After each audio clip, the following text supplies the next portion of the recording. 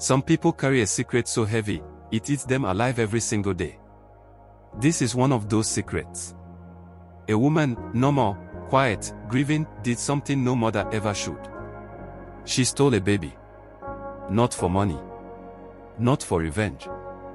But for love. Now 10 years have passed. And that stolen baby. She calls her Mom. This is her confession. And once you hear it, you might question what's right, what's wrong, and what desperation can truly do to a human soul. It's been exactly 10 years, 3 months, and 16 days. That's how long I've been living a lie. Every morning, I wake up to her little feet running across the floor. She's 10 now. She doesn't need help tying her shoes anymore. She tells me about her dreams, about her crush at school, about the art project she's working on. She calls me Mom with so much warmth, like there's no question in her heart. But every time she says it, it burns. Because the truth is, I'm not her mother. I stole her from a shopping mall. And I've been pretending ever since. You have to understand, I wasn't always this person. I was normal. I had a job, a fiancé, a baby. Her name was Rose. My real daughter. My angel. She was born with a hole in her heart. We fought. We prayed. We spent weeks in the hospital. I held her every single day. But one night, I woke up and her crib was empty. The machines were silent. The nurses were crying. And I knew my world was over. Rose was gone. Grief isn't just sadness. It's madness. You start hearing voices that aren't there. You think the birds are speaking to you. You wake up in cold sweat, reaching for a baby that isn't there. You scream into your pillow until your throat bleeds, just so your neighbors won't hear. Everyone tells you to move on. But how do you move on when your arms still ache to hold her? 3 weeks after the funeral, I walked into the mall just to breathe. To pretend I was normal again. I walked past the baby section, thinking maybe the pain had eased. That's when I saw her. A little girl. Barely sitting up. In a pale pink stroller. Her mother had her back turned, reaching for diapers on the top shelf. The baby looked right at me. And something in my heart broke open. She looked just like Rose. The same chubby cheeks. The same tiny fist. My brain told me to walk away.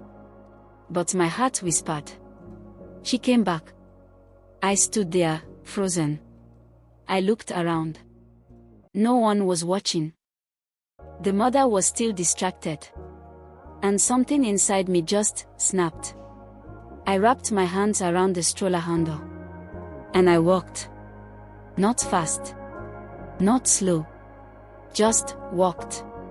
Through the aisles. Past the food court. Right out of the automatic doors. No one stopped me. No one asked questions. And just like that, she was mine. I drove for 6 hours. I don't even remember the roads.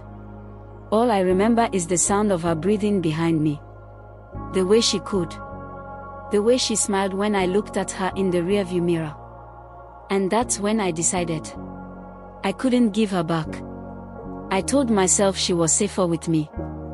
That maybe God had made a mistake and was giving me a second chance. Twisted logic. Desperate logic. But when you've lost everything, anything feels like a reason to live. I moved cities. Got a new name. New address. New story. I told people I adopted her from a private agency overseas. No one asked too many questions.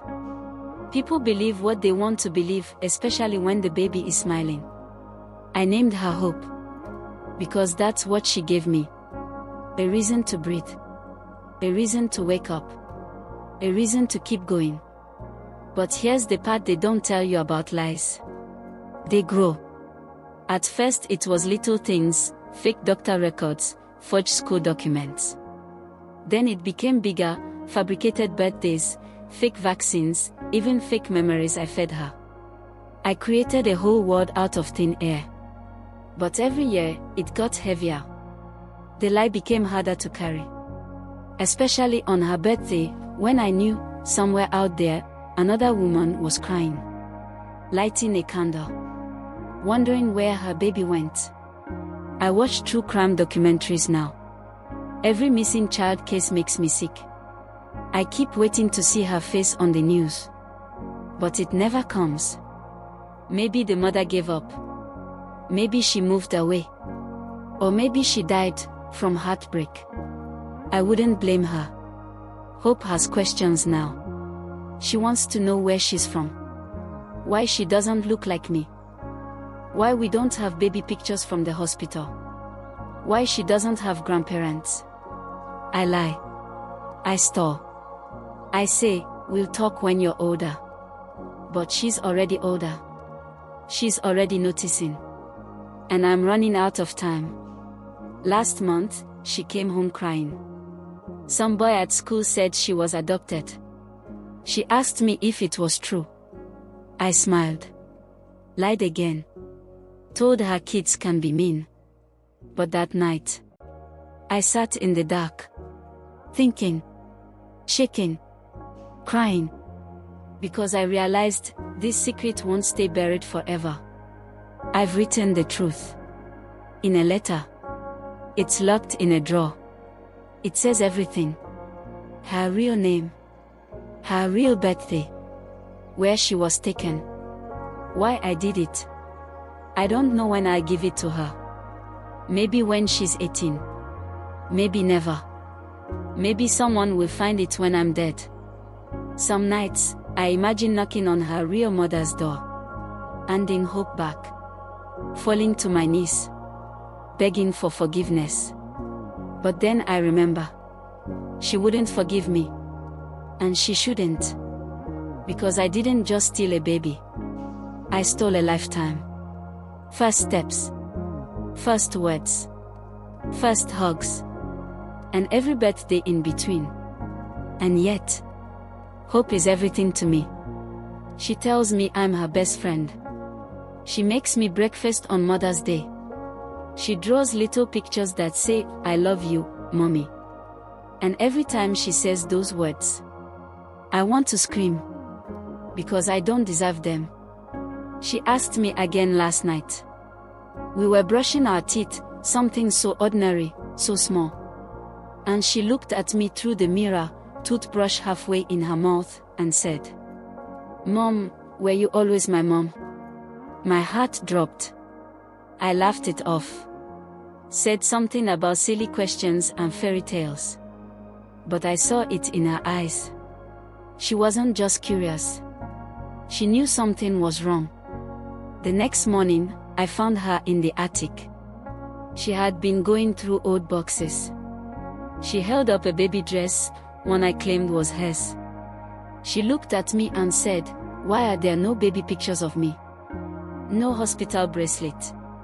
No birth certificate. I froze. There was nothing I could say. I stood there, the silence so loud I could hear my own heartbeat. And then she said the words I feared most. Am I adopted? That night, I didn't sleep. I watched her from the hallway. She was curled up in bed, holding her teddy bear like a shield. I wondered if she was scared. If some part of her already knew the answer. I wanted to crawl into her bed and tell her everything. But how do you tell a child her whole life is a lie? How do you say, you were kidnapped by the person you trust most? How do you tell her that her real mother is out there, somewhere, crying over memories that never happened? The next morning, she didn't speak to me. She packed her school bag in silence. Didn't hug me goodbye. Didn't wave from the bus like she always does.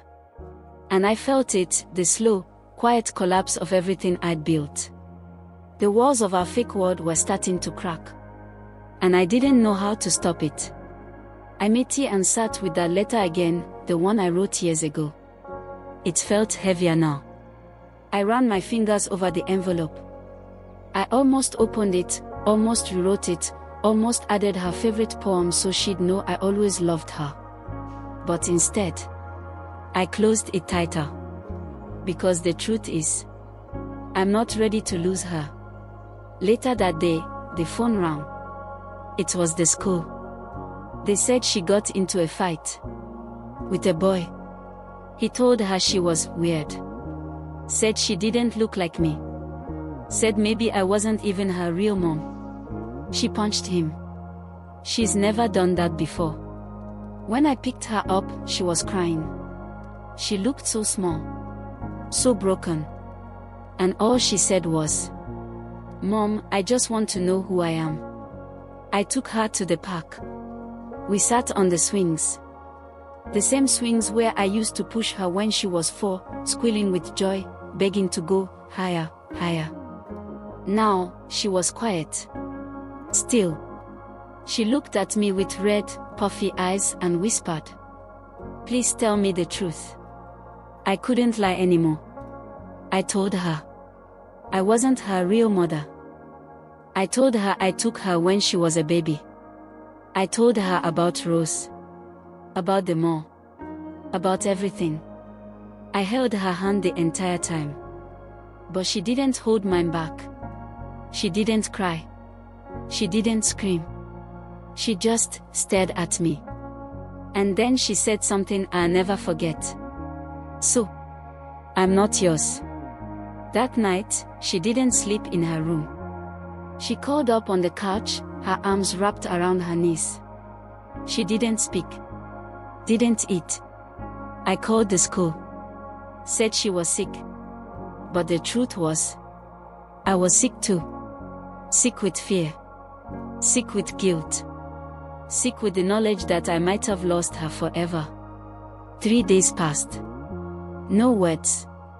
Just silence. Every noise in the house echoed too loudly. And then one evening, I came home and found her in the kitchen. She was holding the letter. She had found it. She read it all. Every word. Every confession. Every shameful detail. She looked up at me. And for the first time since I told her, she spoke. "Do I have another mom?" I nodded.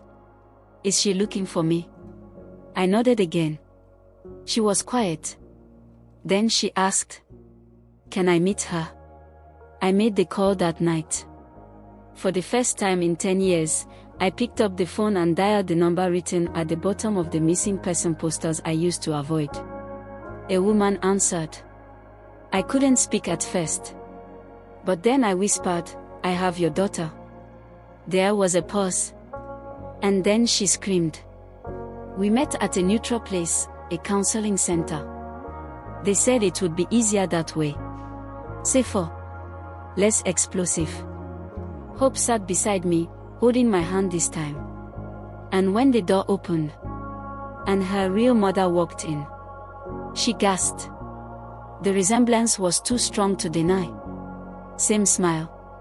Same eyes. Hope stood up slowly. She walked across the room. And she hugged her. I don't remember much after that. Just crying. Whispers. Shaking hands.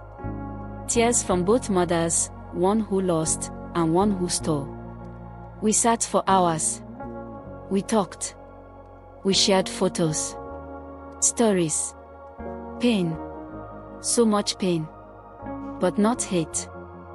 She didn't scream at me. She didn't attack me. She just cried and said, "Thank you for loving her, even if you weren't supposed to." Hope now sees her every other weekend. We agreed not to force anything. To let it unfold naturally. She still lives with me. For now. We're in therapy. We cry a lot. But we're healing. Slowly. Painfully. Honestly. And even though everything is different now, she still calls me Mom. Not because she has to. Not because she's confused. But because, in her words, I have two moms. One gave me life. One gave me love. Not every confession ends in handcuffs. Some end in tears, in forgiveness, in broken people trying to put shattered hearts back together. This isn't just a story about a stolen child. It's a story about grief, about choices, about what happens when love turns into desperation, and about how sometimes the truth sets everyone free.